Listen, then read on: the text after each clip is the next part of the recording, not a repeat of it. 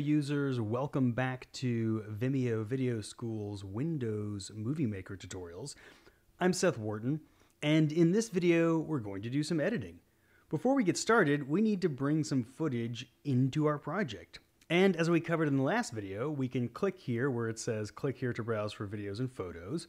We can do the same thing up here in the Home tab of the ribbon. So I'm going to select that from the storyboard. It's going to bring up this browsing window, and I'm going to navigate to my videos file. This happens to be where I have some footage stored.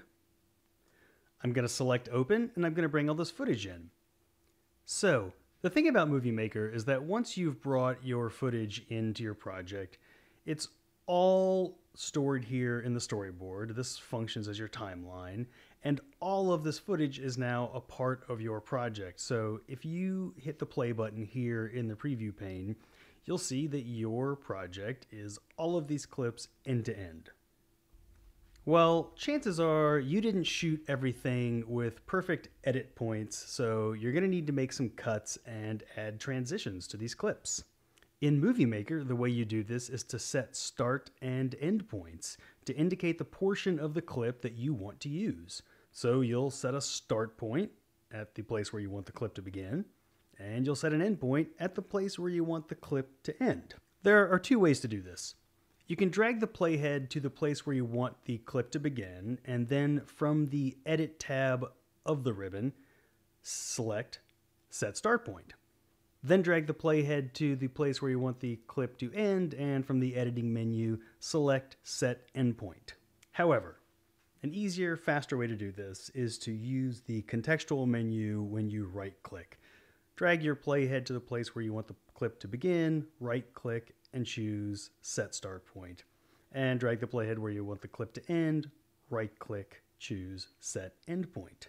There are times, though, when you'll want to return to a clip, and so setting starting and end points is not the best way to proceed because Movie Maker deletes everything outside of those start and end points. So if I set a start point here and an end point here, the rest of that clip is gone. So if I wanted to access some of that footage that was outside of those edit points, I would need to re-import that clip because Movie Maker has deleted everything else.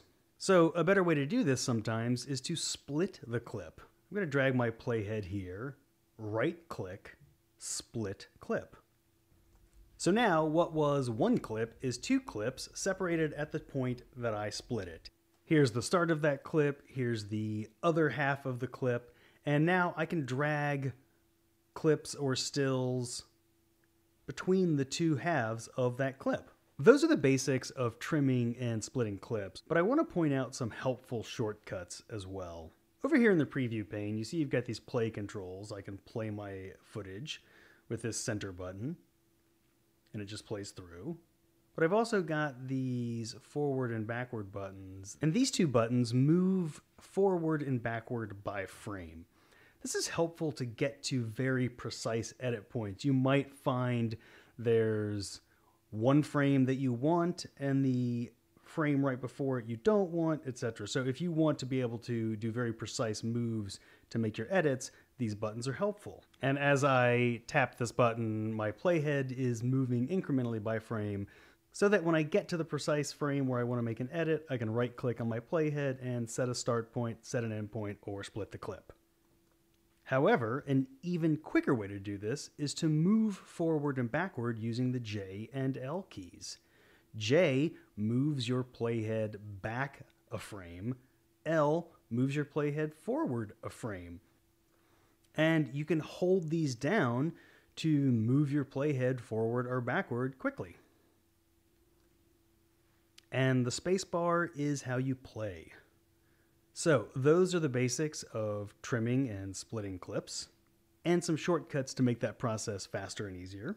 In the next video, we're going to cover some of the ways that you can improve the appearance of your video or fix some mistakes you might find in your footage in Movie Maker.